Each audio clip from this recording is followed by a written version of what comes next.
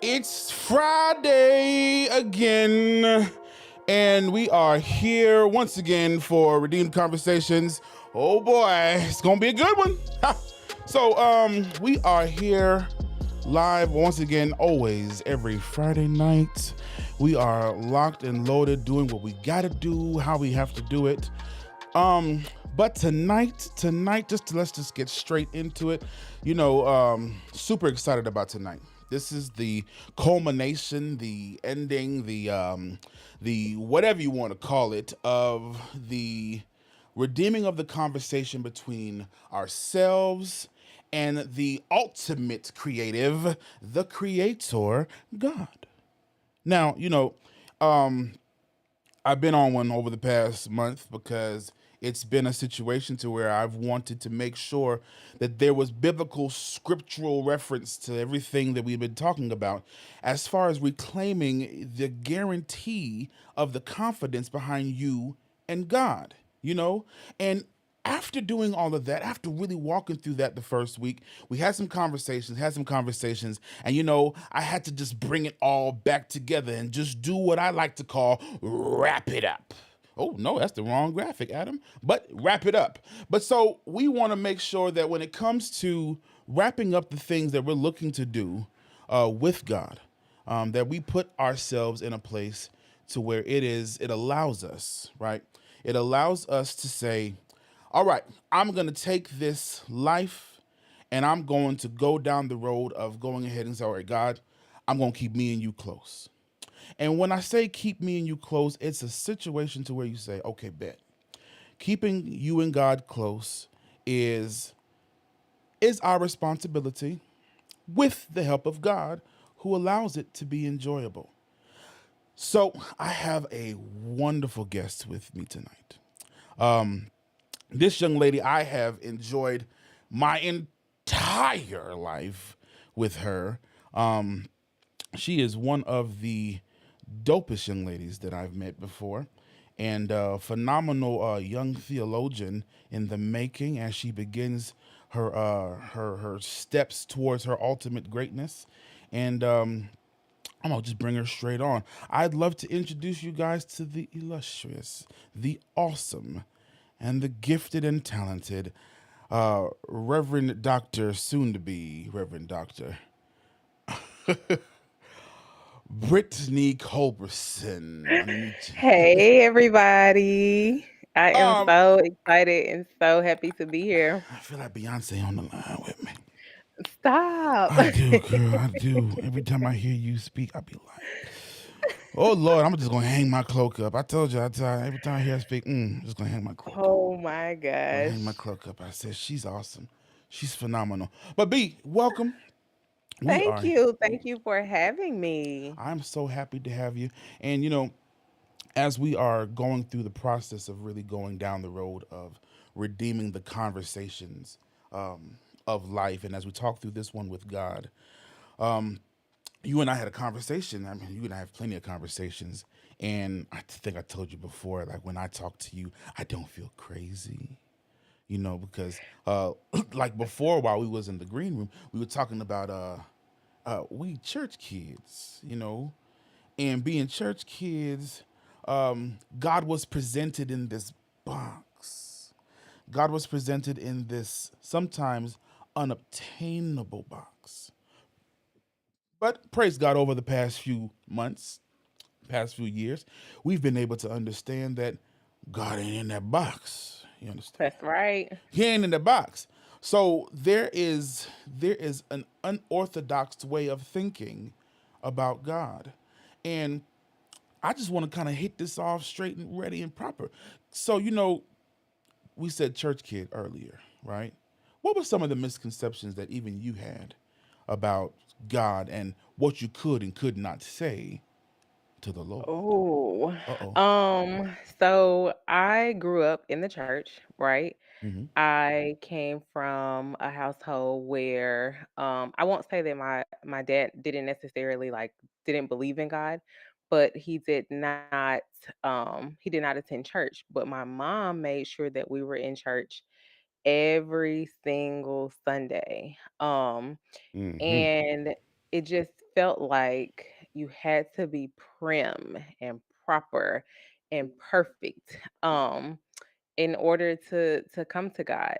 And it wasn't until I say after I graduated from college, actually 2 years before I graduated from college when my dad passed away in 2011. It Mhm. was at that moment that I really started to pursue a serious relationship with God on my own. Mm. Because I just felt like just going to church every Sunday just wasn't it. Like I knew of God, but I didn't know God, if that makes sense. Facts, facts.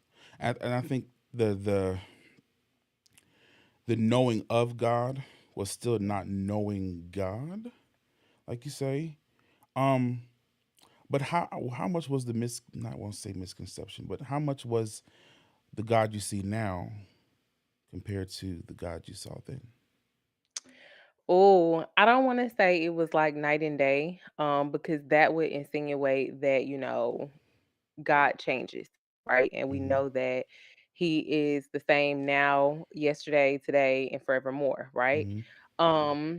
But I think that what I learned is I had to be transparent, right?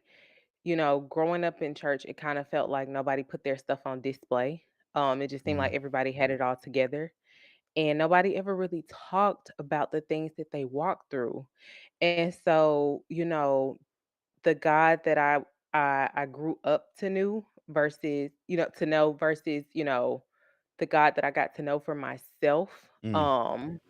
I had to have a level of transparency because I had to realize that the stuff that I was trying to hide or trying to hurry up and clean up um before I, pursued God, he already knew. He already knew how jacked up I was. He already So knew the stuff that I was thinking. I think that's the part that I think some people normally. I know I didn't get right, and I ain't gonna lie, B. I think sometimes I still don't get it right. To where what and who I needed to bring to God before God wanted to tolerate me. And notice I said the word tolerate. I think often, we talked last week about how the who we are and who we perceive God to be is often who our parents were to us. And that's one of the things that I wanted to make sure that as we are wrapping all of this up for this month was how do we break or how do we put a great line of delineation between the God of our grandmothers and our God of our parents at times, which was our parents, and then the God of today. And then here's the kicker, because we both are parents. How do we make sure that the God of our today still is seen and desired and relevant to our children 10, 15, 20 years from now? Really, 2 years from now, to be quite honest. What are some of the things that you think we can kind of like? Well, first, let me make sure I get back to my first question. The difference between the God of our parents and the God that we see now, and what could be the things that would have kept people away from God and the misconception of those things, and how have those things been able to, and what revelations have you had in your life to kind of put you in a better place, understanding? You know what? You said something, and you said the God of our parents versus like the God of today. He's still the same God, right? He didn't change. What changed was our perception of who he is or who he was, depending on how you look at it. It's still the same God. I think the difference is that, we were trying to develop or build Mm. on a relationship with him based on how our parents or grandparents presented him to us, right? Mm-hmm. But it's about relationship. It's about a relationship, right? So let's just say for example, I haven't necessarily walked through the things that my mom walked through in her life, right? Right. So her perception of who God is going to be different than my perception of who he is based on the things that we've walked through in our separate lives. That Mhm. doesn't mean that he's changed. That just means that our perception and the way that we view him is different and our relationship with him is personal. So, my mom would always say, you're not going to get to heaven or, you know, y- you're not going to be saved based on my relationship with God. As a parent, when your child is young, you're supposed to teach them and you're supposed to train them up. But at some point, they have to have an account and Mhm. accountability for themselves. And I Yeah. think that's what changes along the line. My mom could no longer be accountable for me or give an account for me for my relationship with God. I had to go through some things myself and I had to walk some things out with him, just him and I, outside of my mom, to be able to know him the way that she presented him to me, right? Because when you're 8 years old and you hear people say God is a provider, you don't necessarily understand what that means, Because right? mommy is the Because you have provider. exactly, and because you haven't been in a situation where you've had to rely on him or to know him as a provider. But 18-year-old Listen. depending on what your life circumstances are, you might know him as a provider at that point because you've walked through some things in which God had to provide for you. And so I think that, it's about building the foundation, right? As a parent, you want to give your child that foundation of who God is, a general foundation. But as they go through life, right, they're gonna encounter some things. They're gonna encounter some disappointments, some heartbreaks, some setbacks, some hurt.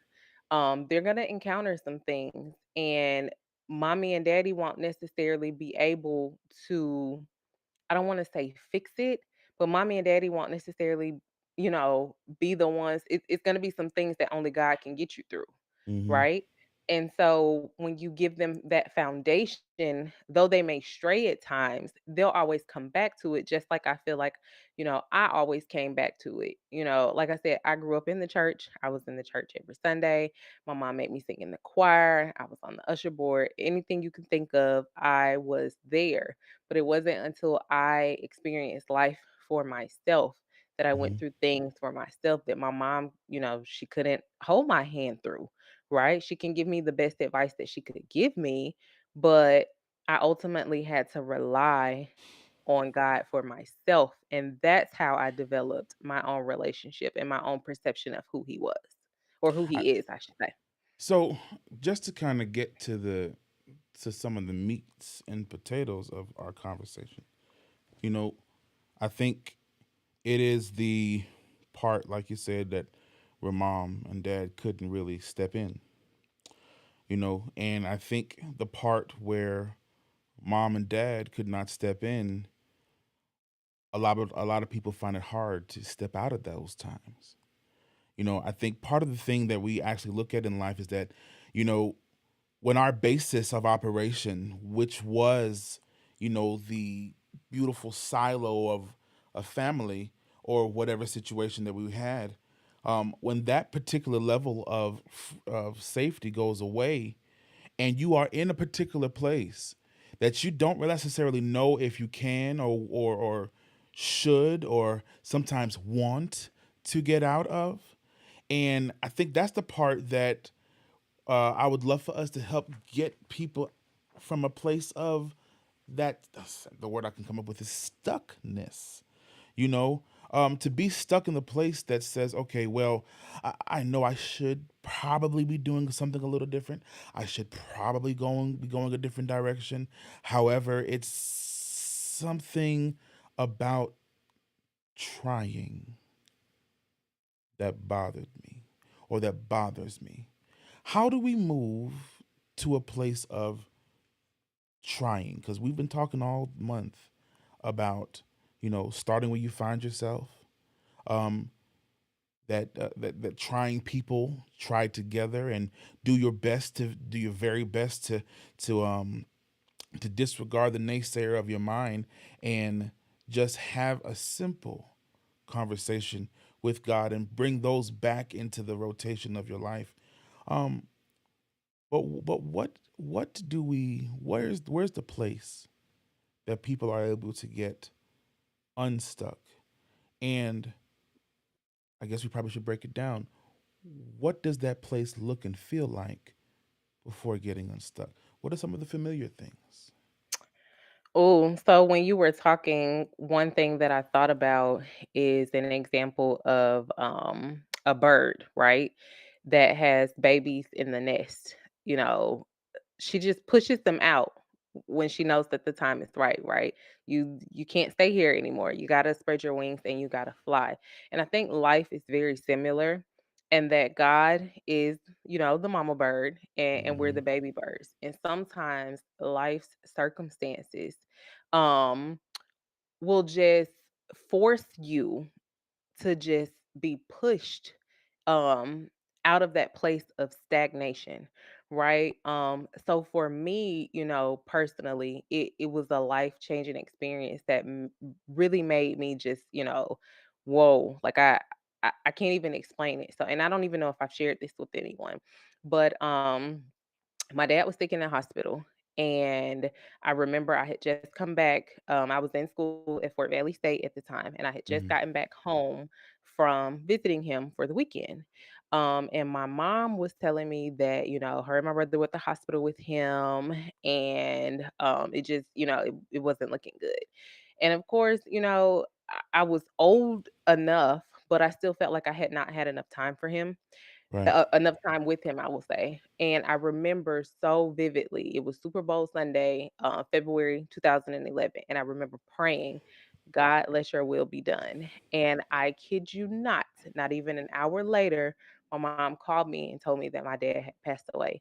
And when I tell you, it rocked my world, because I was just like, "Oh my God, I prayed this prayer, God, let your will be done." And that was literally all the strength that I had to just come up with. God, let your will be done.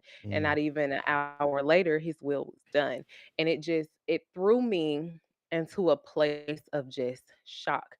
And I was like, you know what? I don't know if I'm gonna be able to make it through this, right?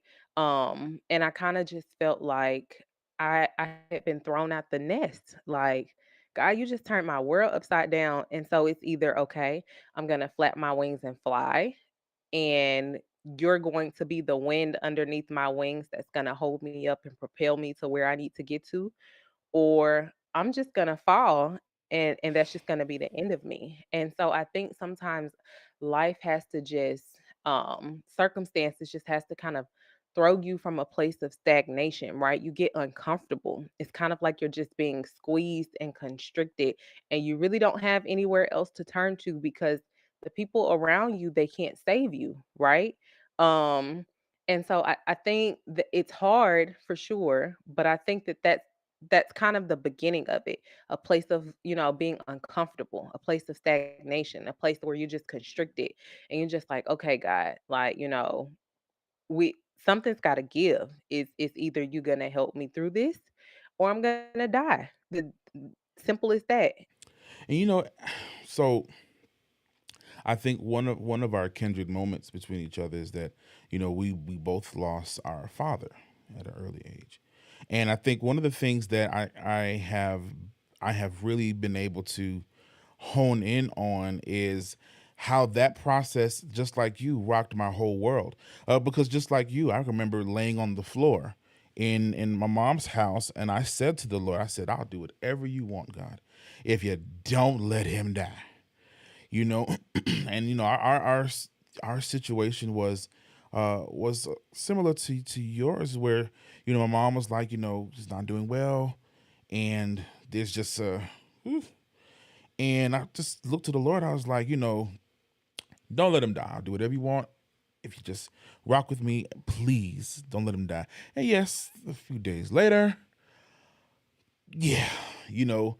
And I think one of the things that you realize in life is that that's the place I think some of us have gotten stuck. Because it's not that I didn't believe in God after he didn't save my dad.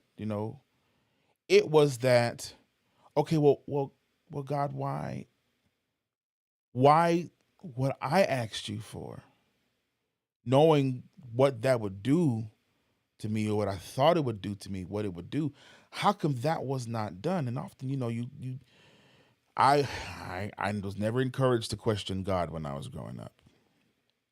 Never encouraged to do that. But I'm a little older now. I'm a little different. And it's not questioning God, it's conversating with God.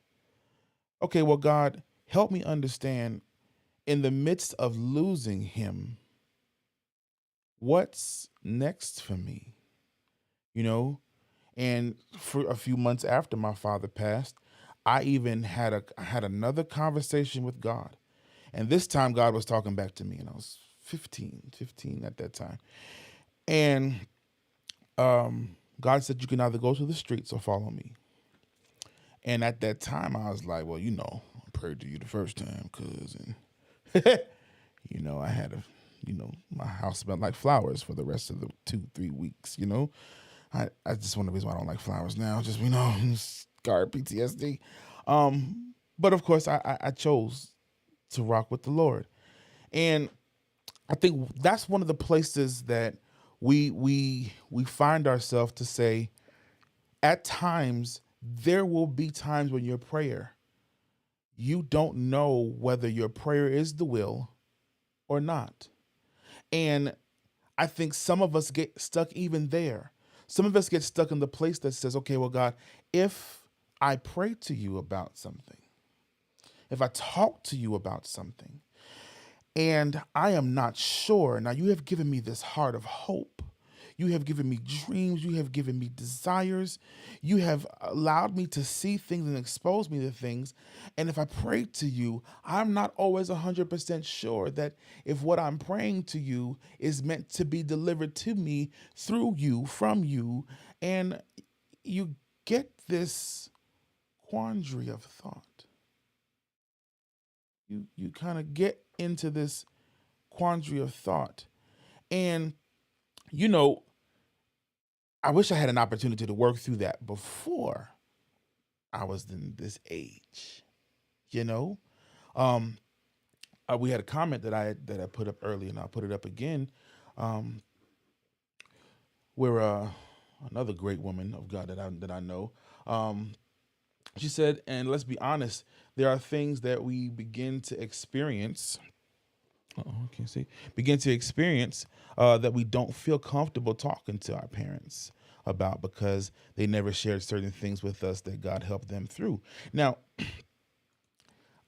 my mom had never lost a parent, and my dad had lost his dad early. Never talked to me about it. Never said nothing to me about it.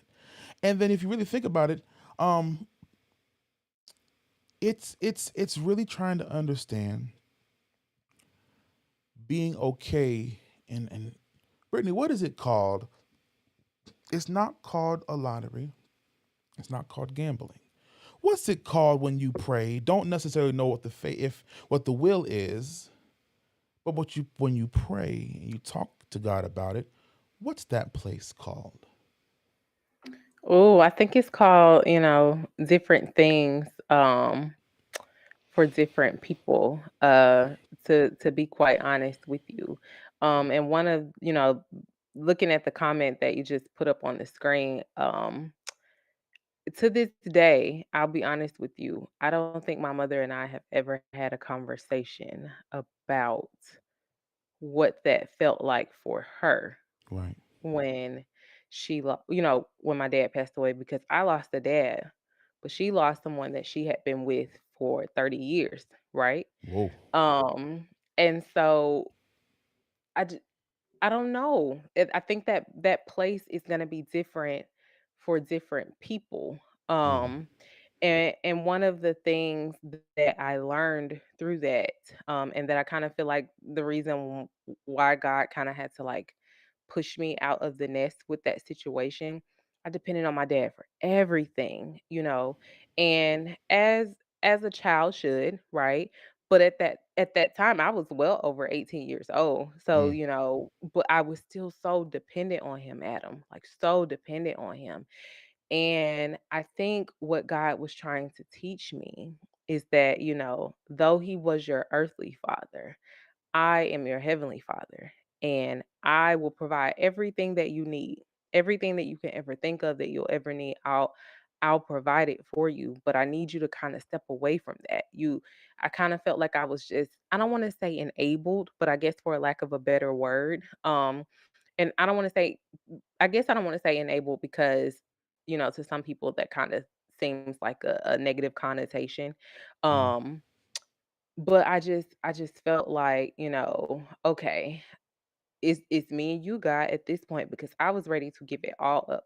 I was ready to quit school. I was ready to come home. I did not want to leave my dorm room. I did not want to talk to anybody. I was just ready to be done with life altogether. And like I said, he had to push me out of the nest. And it was just like, God, either you're going to be the wind beneath my wings and you're going to carry me when I feel like I can't carry myself, or I'm going to fall flat on my face. Um, So you know your boy eh, likes to get deep on things, right? I know. So, Go ahead. so there were moments that even though you say that, okay, well, God, you're gonna have to carry me through. But I'm gonna just say, I may have said that to God. But in the midst of saying, okay, God, you're gonna have to carry me through, but you're gonna have to also watch me heal. And my healing was a little different. Different. Um, and how did you get out of the healing place? Now we could talk about the healing place. We could talk about the dark valleys, because it's late at night. We could talk whatever. But how did you get from that place to having a conversation? It took time. I'm not going to lie. Like you said, my healing didn't necessarily look like the environment that I was brought up in, right? Mm, Um, Maybe I chose some bad habits, maybe I did some things that, we probably shouldn't have done, or turned to, different things, or even different people that I probably should not have turned to. But I think it comes from a place of time, first and foremost, because I always tell people, losing a parent is something that you never will get over, right? It's mm, something that you'll never get over. It becomes your new norm. You learn to live through it, you learn to work through it, but it's something that you'll never get over. And I think I had to just realize that I was in a place of self-sabotaging. Um hmm. yeah, I was self-sabotaging, trying to heal from the grief that I was experiencing, right? Um, and I feel like I had several, God should have let me go moments, but for whatever reason, I'm still here. And I felt like, okay, that was the start. Like, dang, this hurts. This is probably the most pain I've experienced in my life. But what are you trying to teach me through this pain, right? What am I supposed to learn from this? How is this supposed to propel me into my purpose? And when you're in it, you don't feel like that because you feel like your world has just been flipped upside down. Everything around you has come crashing down. Hmm. But the one thing that I can say stayed constant was God through it So what were all. some of the Even, answers that God gave you to some of those questions, to some of those prayers? What ooh, was what were the answers? I think ooh, sometimes people think that God's giving them these daylight, beautiful, coming from the cloud kind of answers, and I don't listen. I don't know how many times God has really talked to me through sunshine clouds. mhm. No, no, no. Many times God That's talks to me through these wonderful things called a mirror. So so what was some of the answers to those questions that you were asking? Well, first, let me preface this by saying there were a lot of times I asked, I prayed, I cried, Mm, and there was nothing, right? Total facts, silence, sweet. total silence, My to the man point was where I'm like, God, I know quiet. you hear me. I know you hear me. I know you see me. So there was a period of silence, right? And then I just felt God saying, "It's gonna be okay, right? It's gonna be okay. It hurts, I know, Right. um, but it's gonna be okay." And believe it or not, um, that whole situation kind of made me realize, hey, one of your gifts may be speaking, right? I think it helped me uncover one of my gifts, which is speaking, Mm. because I had to speak at my dad's funeral. I had never spoken in a public setting, Whoa. um, ever, right? Ever. But you want me to speak at a funeral, and a In my funeral of a condition. parent, in my condition at Mm. that. And so what ended up happening was I kind of feel like it launched me into looking deeper at what he placed inside of me, right? I don't know if I don't want to say I don't know if I ever would have uncovered that gift, but I think it would have taken a very long time for me to realize it. Um Okay, so wait a minute. and I Hold on. So you saying praying in your dark place allowed you to begin to see who you were. exactly, absolutely. And Because you not just only breezed over that, that but like that. You didn't just drop a whole mountain. but it's true. I know that it sounds cliche for a lot of people, Right. but your purpose is often birthed from your pain. But you have to get to a point where you can acknowledge it Right. and be completely honest about it, right? Right. So there was a period of when I talked to God, there was silence. But then I had to get honest about how I really felt. God, I am angry. Okay. This is all fine and dandy, weeping may endure for a night, but joy comes in the morning. That's all cool and all. But let me just tell you, I'm angry. And I'm angry with you because I prayed for your will to be done, but I didn't think that was going to be your will, And I ain't like right? it. And I didn't like it. I did not like it at all. You flipped my world upside down. And when I got Why to a would you do point, that?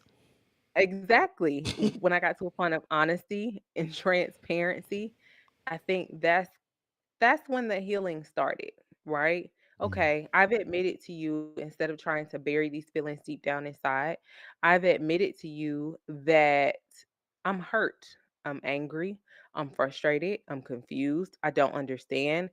Mm. What are you trying to teach me? And little by little, he started to show me, like, you have to keep going. Life will knock the wind out of you with circumstances, with challenges, with all of these situations that go on. And like you said, a lot of us just get stuck there. We get Mm. stuck in our pain, we get stuck in our grief, we get stuck in our anger, in our confusion, and we don't heal those parts of us. I don't even want to say we won't heal those parts of us, but we don't give them to God for him to heal those parts of us. Yeah, And so but we're carrying all of this around. when you say give those parts of yourself to God, you know, I think so. There was something you said earlier about God being silent, right? About God being silent when you were praying. And that's the part, that will give you the the psychological factor of prayer, right?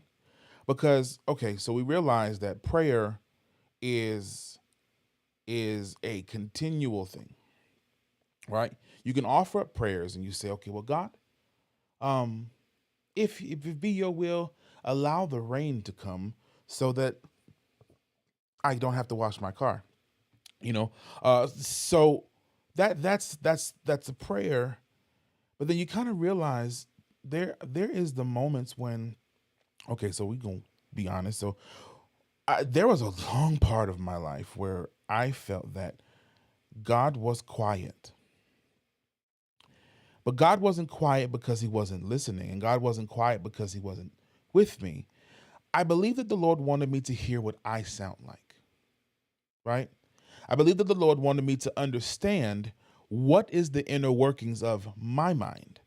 Because often it was in my prayer time that I realized, bro, you really have an issue with love, not how to give it, but how to receive it. Or, bro, you really got an issue with forgiveness, not again how to give it, but how to receive it. You have an issue with patience, not just how to give it, but then how to receive it, how to receive grace. And what the Lord really was pulling me on was there's no way that you could heal if you don't really understand what it is you're really needing to heal from. Because honestly, I don't believe often it is life. I don't really think that often it is circumstances or situations. I think the Lord wants you to be healed from your inner place and your inner turmoil so that you can help others heal. Because again, we all know this, hurting people hurt people, right? And there is a epidemic of people that walk around hurt and don't listen to why they're hurting. You know, I think there's always a reason why someone can't keep a consistent significant other. Why somebody can't keep a consistent job, or why somebody can't keep out of certain levels of argument and conversation, right? And if you really let yourself pray and talk, during those silent times, God gave me an understanding of you got some things that you praying about money, but you need to be praying about your mind. I definitely agree, and what you said was really, really deep. Sometimes he's silent because he wants us to hear what we sound like. We think that we need, healing or rescuing or whatever the case may be from the thing, but it's really not from the thing. Like you said, it's from how you view the thing, right? Hmm. Your mind and how you look at it. Just like you said with money, for an example, people pray, "Oh, make me a millionaire." If I made you a millionaire today, what would you do with it? What would you do with it? Would you be a I good thought I steward knew. over it? I thought I knew. You and I think that that has all been us. At Yeah, some point in time absolutely. when you were talking, I thought about something. If God literally answered all of our prayers, where would we be? If Not on this all of the podcast, I things know that he that. told us if all of the things that he told us no, all of the doors that he shut for us, doors that we wanted to open, opportunities that we thought, God, this is the one, this is the one that's the one, God. If he gave us a yes every single time we prayed and asked for something, just think about it. Think about your life when you was a teenager or when you were 18 or 21. If he really answered and said, "Okay, I'll give you what you're praying for," where would our lives be today? Where would they be today? You want me to answer that question because I got some answers. But they're not biblical. They're not super spiritual by any shadow of a doubt. So I'm probably not going to But answer them. that's the conversation, that we need to have, or that needs to at least be sparked, right? Spark the thought about the conversation. Yeah. Because oftentimes, we get angry, we get upset, that the door is shut, God didn't answer our prayers, He didn't give us what we wanted. But truth be told, could we handle it when we prayed for it? If you would have gave me $1 million when I was 21 years old, I'd be broke today, Mm. right? Because I wasn't ready for it. It was a mindset thing. I think that's also part of the conversation that says, okay, so again, the whole conversating with God thing really gives you an opportunity to realize that, yes, I was the kid that said, okay, God, this is my year that you're going to bless me with $3 million, right? Now I had it on my desk. I had it on my screen. I went through Photoshop and created a beautiful desktop wallpaper. And I said, God, you're going to allow me to be a millionaire, and I'm going to give $3 million this year. And I think I went into more debt. And the truth be told, I was asking for money, but the truth is, I was asking for something to help me fill a void that I was trying to escape. And so when I would talk to God, okay, well, why you didn't bless me with so and so, and why you didn't bless me with so and so, and when God began to reveal to me the real me that would have gotten that money, that's when I was like, oh, okay. So it's not saying that the real me is not deserving, but I believe that the Lord can see all things ahead. The Lord, of course, the Lord is the Alpha and the Omega, the beginning and the end. We have all these names for God because God is all these things, but we don't depend on God as those things.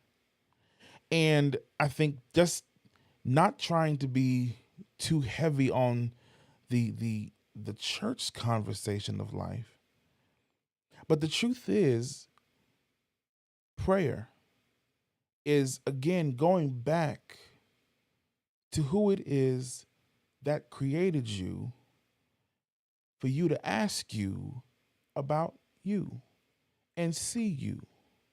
And Oh, I just that's good. and I just want to know, how do we process when you see you? Because what I don't want to happen is that as we sit and as we talk through this and as we go through these conversations, there's going to be prayer times, there's going to be conversation times where you might learn some things about yourself that you don't enjoy hearing, that you don't enjoy seeing. But like we talked about from Psalms 23, we talked about how that God is with you through the dark valleys and how he uses the rod and the staff, which are the tools, closed doors, unanswered prayers, circumstances, and things of that nature to help keep you on this path. But you got to realize that there are going to be times you're going to see yourself in a light that you absolutely hate. You absolutely hate. I think I heard it was Bishop George Bloomer who taught me the phrase of your enemies are your inner me's, right? That you could talk all day long about all these things on the outside, but your inner person is the thing that you're gonna have to fight the most. And as you fight that the most, you realize when I see my enemy, I gotta attack that thing. Almost slipped up. You heard me? Uh, I gotta attack that thing. And sometimes prayer is allowing you to become more aware of self. Prayer allows you to build on the foundation of I don't know everything, I can't see everything. But what I do see is that I have a problem with approval. What I do see is that I have a problem with self esteem, but not because of how I look, but because of how I think people look at me or how I think people think about how I think. How do we get from the conversation that says it's okay for prayer to be about correct, mm, fixing some things in your life before you try to make it be this running through the fields with God and he gives you a flower. He loves you. How do you get Well, there? you know what? Essentially prayer is a conversation, right? And I Mm-hmm. think that's what a lot of people tend to forget. And I think that growing up in church, you see prayer put into a box, right? Why? But prayer at its core is a conversation with God. And what happens is when we go through life and things happen, if we do something that we feel like is going to disappoint God, what is our first inclination? What do? We run and we hide, right? Adam and Eve did it when they took of the forbidden fruit. They ran and they hid, right? Because they knew that they were naked. Their eyes were open. Um, when Moses killed the Egyptian, what did he do? He covered it up. He hid it, right? When David committed adultery and murdered Uriah, what did he do? He covered it up. He hid it. God already knew because God is all knowing. But our first inclination, our human nature is to hide instead of running to him in transparency. And something that I wrote down, Maverick City Music, and I know that you know this song, has Mhm. a song called I Am Loved that Naomi Rain sings. And part of the song says, "You're not embarrassed, you're not ashamed. You stand in wonder of what you made." So, it's so beautiful because those parts of us that we don't want to expose to him, those parts that, we tend to want to suppress and hide, he Mhm. still stands in wonder of his creation. And I think that we have to break away from feeling guilt and shame. You have to have a level of transparency. You have to come to God and say, God, I got wandering eyes. I'm a married man, I'm a married woman, but my eyes wander, right? I look at things that I'm not supposed to look at. God, I have a porn addiction. I'm gonna just be real. Me and you talked about this last week. God, it was some stuff that I did. I liked it, and I might have even planned for it. I'm not gonna even lie to you, but that that's where the conversation has Okay, to it's start. almost midnight. You have to give every part of yourself to him, right? Because he created you, he molded you in his hands. He knew you before you were formed in your mother's womb, meaning I Mhm. knew that you were going to have an addiction, right? I knew that Facts. you were going to struggle with self-love. I knew that you were going to struggle with acceptance, and you were going to vie for people's approval. I knew this when I created you. Yet and still I created you with a purpose. So bring it all to me. Bring me your broken pieces. Bring me the pieces that you're ashamed of. Bring me your guilt. Bring me the pieces that you're afraid of. And I can take it and I can make a masterpiece from it. But he can't fix and he can't help us to see and understand what we are first not willing to confront and surrender ourselves. It takes a look in the mirror. Sometimes it takes God sometimes holding up a mirror in front of you for you to be able to see, this is who you are. I know that you're praying and this is who you think that you are, but let me hold this mirror up and show you who you really are. And one of the other things that I wrote down was in Psalms 32, 3 and 4. David said, "When I kept silent, my bones wasted away through my groaning all day long. For day and night your hand was heavy upon me. My strength was dried up as by the heat of summer." He held it in so long, the fact that he committed adultery and murder, that it literally ate away at him. It literally Mm. drained his strength. How many of us are carrying something around that we are afraid to have a conversation with God about? And surrender it to him, that it is literally eating away at us. We stay up at night thinking about it, pondering, it consumes us because we just won't start the conversation. God, I'm jacked up. I messed up. And Mm. yet and still you called me, you love me, you embrace me, you admire me. You stand in wonder of what you created.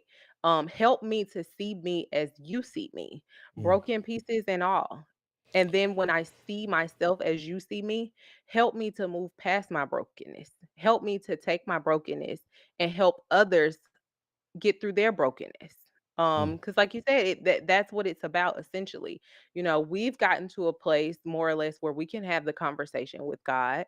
Um, but helping others around us in our circles have those difficult conversations with God is what it's about because that's where it's gonna start. That's how it's gonna spark and catch on fire. Mm. So I think one of the things that I uh I love to do is take a holistic approach towards what are ways that we could help each other um get to that place of success uh with self-awareness, self-development, and self-appreciation. I think one of the things, so, you know, my dark places in my life, they would they would keep me from God.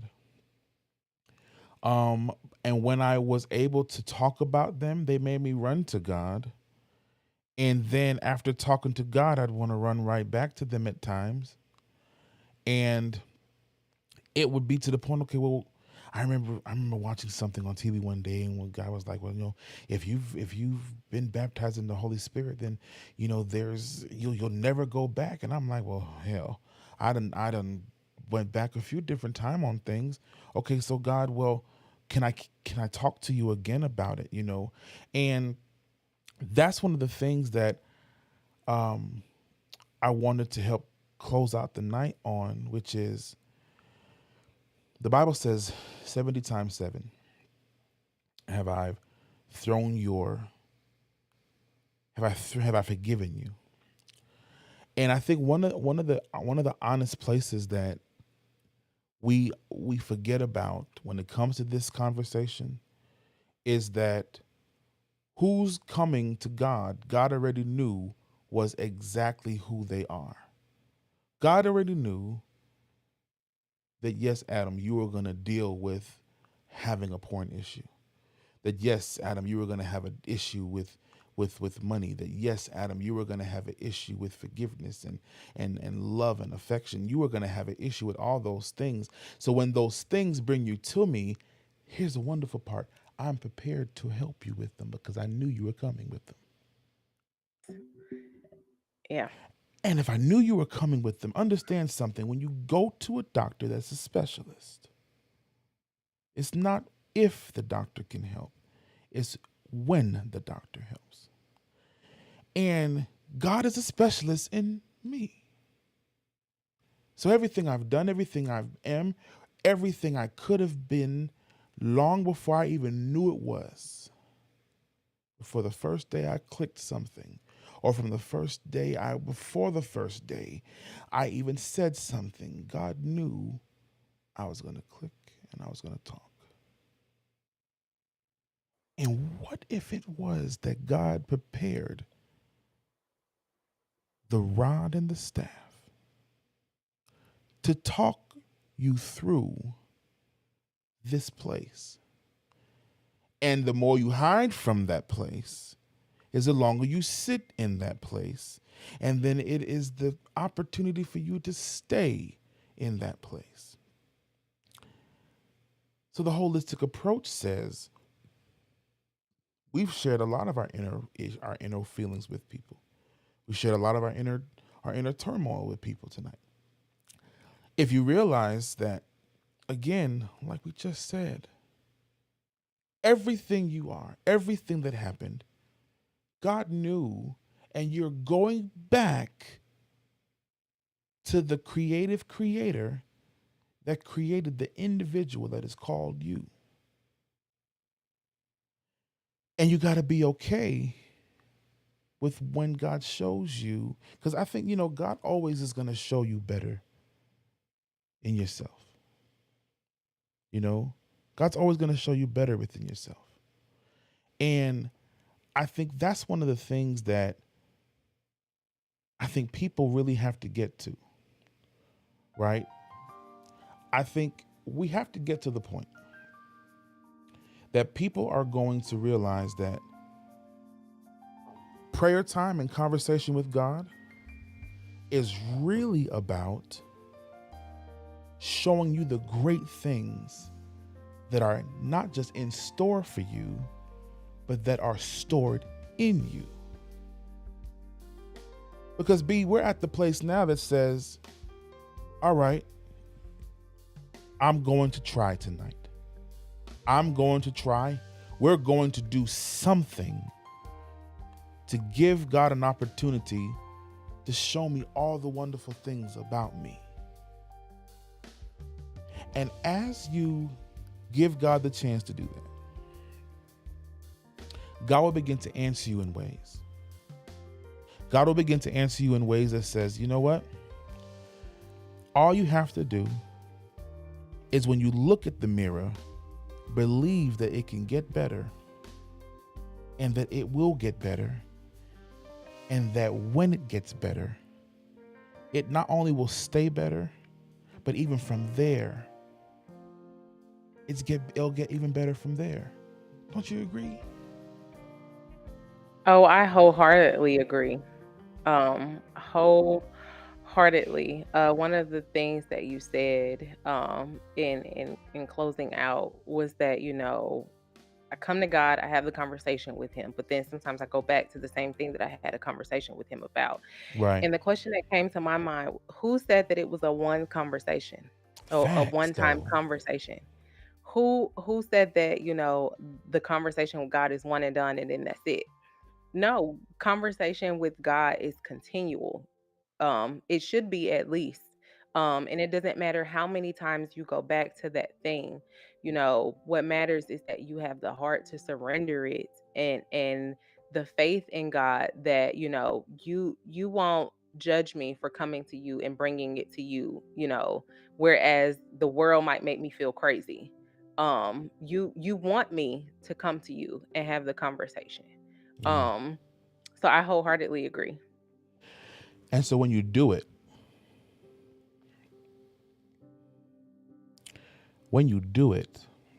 I think one of the things that you'll realize is, and hopefully over the past few weeks, you realize that it doesn't have to be traditional. It doesn't have to be, religious or extra whatever. But just as a brother and sister can sit here and talk for an hour, and it not seem like it's been an hour, but it's been an hour, to sit here and talk and have a conversation. I think it's the thing that a lot of people don't really understand, that in the things of God and where God is, you get to the point that says, okay, God, one more time, I'm going to give you a chance. I'm going to give you an opportunity to not only speak into my life, but allow me to peek into my life so that not that I can see what's wrong, but just so I can see all the great things that you have made and put inside of me. And but I pray that my understanding of this is God's heart behind it, because theology is the argument of God, it's the debate of God. So I see God as a father that will always talk to me, whether I've done the things that he's told me to do or not. Now, granted, I'll have to answer for things, absolutely. But God, if you give me an opportunity to talk with you, see my life through you, walk with you, and be able to understand you when you talk to me about me, because see, that's the thing. Sometimes we disagree with ourselves, and sometimes we disagree with God.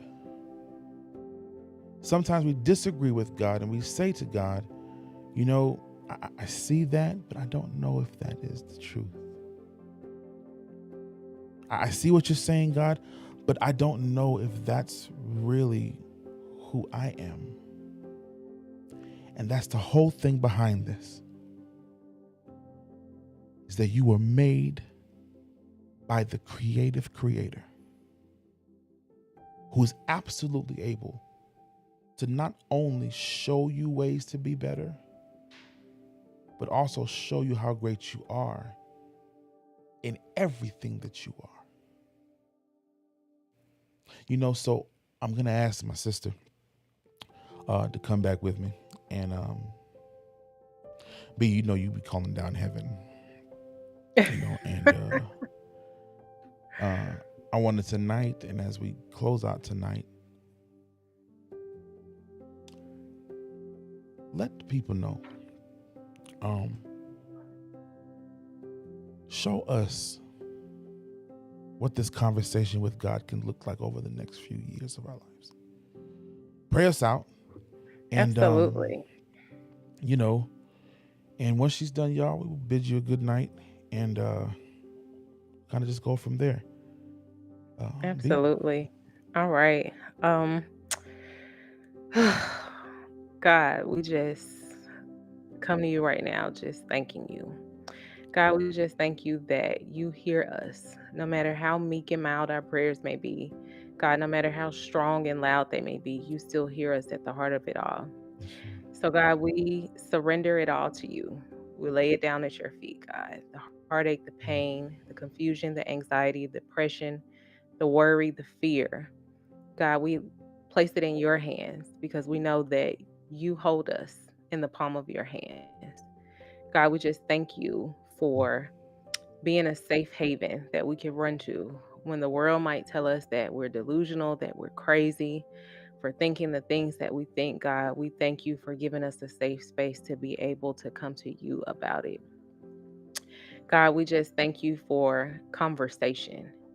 Thank you for being able to share our stories so that they may reach and touch somebody to spark a conversation between you and them. God, I ask that you would just cover each and every person under the sound of my voice, whatever it may be that they may be dealing with, whatever it may be that they're struggling with. God, we ask that you would just touch them right now and be in the midst. It is in Jesus' name we pray. Amen. Amen.